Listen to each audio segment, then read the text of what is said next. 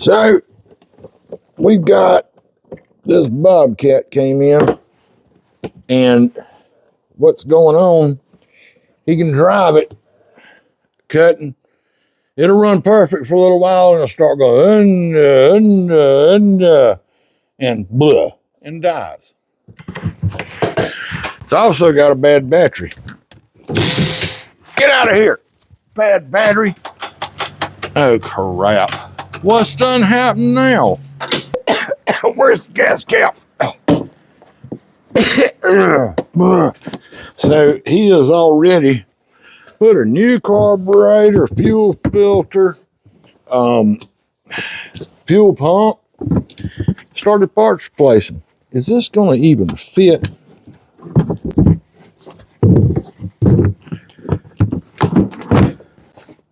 Perfect. Our job is to diagnose the problem. We got a couple rules around here. CVI, careful visual inspection, and STF, simple things first. It's just too easy. So what I'm about to show you applies to any mower out there. It doesn't matter. I diagnose them. They're all the same. It's all the same thing. But there's the new carburetor he put on, and then you go back over here.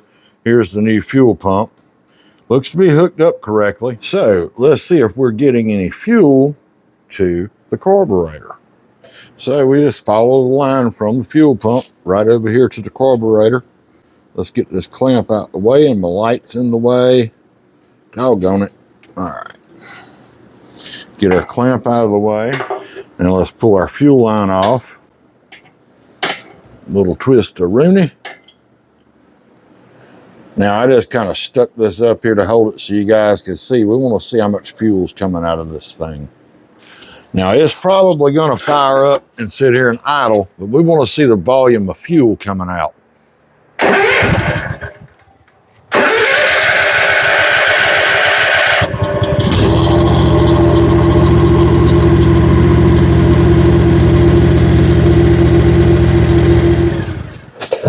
Now, since I work on these every day, I can tell you that is not enough fuel. When you're running this machine wide open with the blades going, you're using more gas than that. What's happening is, I think that the bowl is pumping fuel in there, but it starts using more gas than that thing could pump. Let's find out why. Something else to make note of, these fuel lines, they can deteriorate from the inside and look perfectly fine on the outside. That's something else you want to think about. I know it's dirty, I don't care, but if you just blow through it with your mouth, I feel no restrictions in that fuel line. All right, so here's what we're gonna do. I'm gonna pull this line off that comes from the tank. We're gonna pull that line off, let it just dangle right there. Now I'm gonna take another piece of fuel hose. Let's just hook it right on there. I'm gonna dip it right down in the gas tank. Now let's crank it over to see how she's pumping. Y'all watch right there. Ooh, that thing squirts some fuel now. All right, so what we just learned. The problem is between where it hooks to the fuel pump and inside the tank. Just work your way backwards, you'll find the problem. So let's take our line off right here. I can pretty much go ahead and tell you, that little elbow right there, they are real common about getting a little trash up in that corner. Come off of here, you booger head. It's stuck. There we go. Now, same thing again. Get over out the way, pliers. Let's just blow through the darn thing. See what we're getting over here. Y'all watch. We're getting the flow, but it's hard to push. All right, let's go ahead and work right here.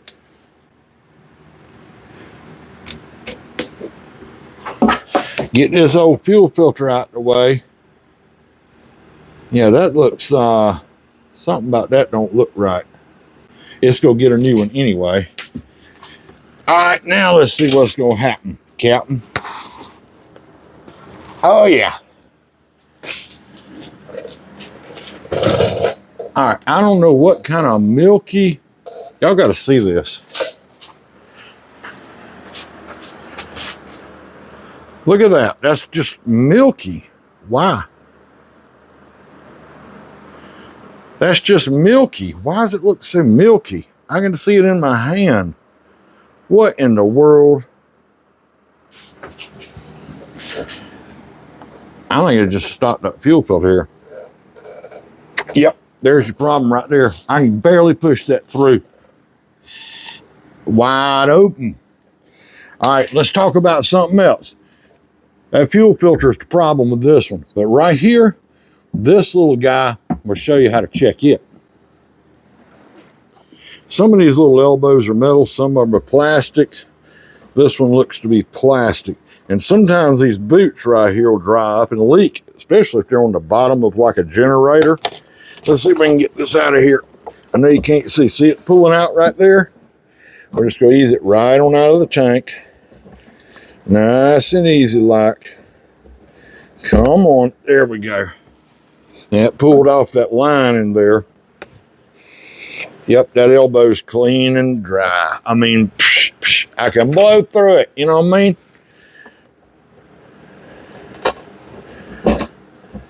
Now, let's see if we can get this out.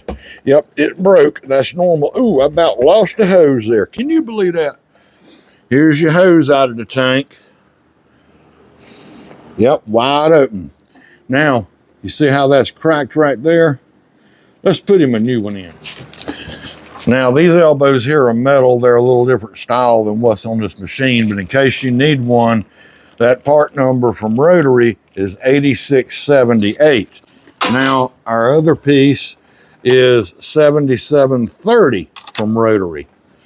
And all we want to do here, I keep a little thing of Vaseline on my carburetor bench because I use it all the time for when I'm putting fuel lines in the fuel tanks of 2 strokes and whatnot. Now all we're gonna do is we're gonna slip this bad boy here back together. I should have just went from the other end, huh? Slide this in. Now if we can get it down into the gas where it's supposed to be. Now we want to slip this bushing in first. All right, now that that's in, let's hook this part up. And you'll notice that's a big fitting and a small fitting. That small piece right there is what was missing off the ones I have right there. I want to get this back in there, just like that. A little more Vaseline here. Helps it get past that grommet. And like brand new downtown dog pound. Hook our fuel line up right here. Get. That's perfect. Where's my pliers? There they are. All right, let's go get him a new fuel filter. You know my favorite I use on about everything, 10352. 10352 from Rotary. It is directional. There is an arrow on there. Fuel goes in here so you can see the dirt on the outside of the filtre.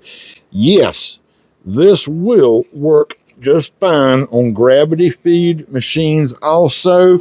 I have proven that fact in videos of the past.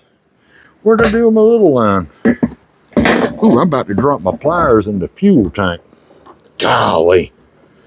All right, we're gonna hook this back up. Let's see if we got some fuel coming out this bad boy now. What? Where's the gas cap? Dadgummit. All right. Get y'all over here where you can see. All right, let me get my junk out the way and just get this piece of fuel line off. Come off of there. Dadgum, you didn't even need a clamp for that thing. Let's hook this right up here. And where's my pliers again? Can't keep up with nothing. There we go. All right, watch it now, y'all. Here we go. Let's crank her over. Oh, crap. What's done happened now?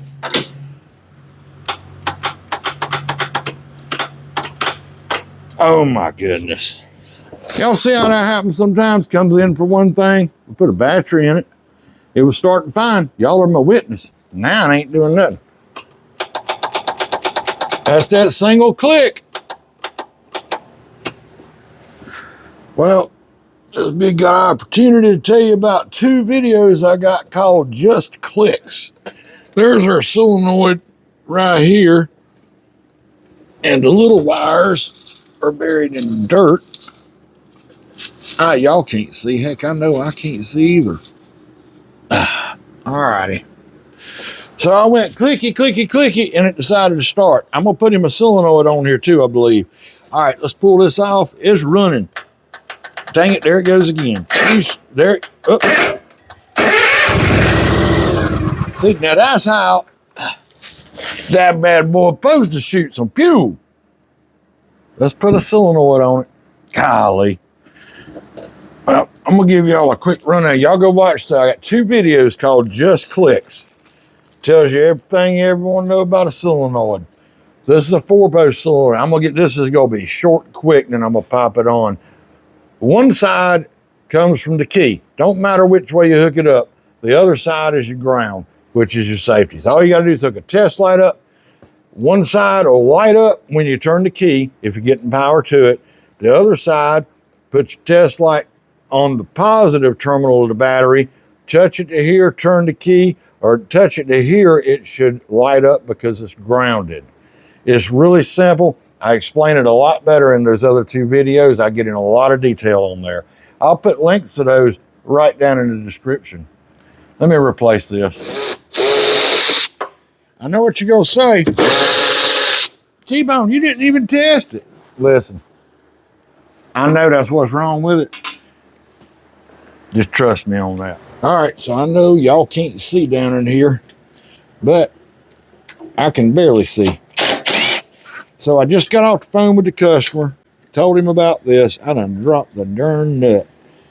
Told him about what was going on, asked some questions, and he said that he had gone, and originally, there went the socket. He had gone to the parts store and put a new fuel filter on. That was before the surging started happening. Before the surging started happening. So, basically, that advanced auto filter, I guess, deteriorated on the inside. And I guess that's what stopped it up. I'm not sure. But what I do know, we're going to get a new solenoid on this bad boy. And we're going to be riding. And there it is. Y'all can see how rusty this thing got. But it's trash now. Let's blow some of this mess out in here. And just so you know, the little wires, you can hook them up on either side. It does not matter, folks. Either way, this is just a simple switch. It'll work either way. Same thing goes with those big terminals. You can hook them up either way. That one I can't reach from up here. I'll tighten this up when I get it down in here. All right, let's pop this other one on. Y'all aren't going to be able to see. I'm just hooking up 4 wires. That's all, y'all. All right. Perfect. Get these battery covers back on. Hey, thanks for tuning in to Raley Small Engines. I'm T-Bone. Hope this video helped you out some diagnosing your fuel system. And y'all be sure, maybe click that subscribe button, share these videos with your friends. We'll see you soon. That's nasty. That is too. Might as well change the oil too. Mud in my veins, shadows in my chest, river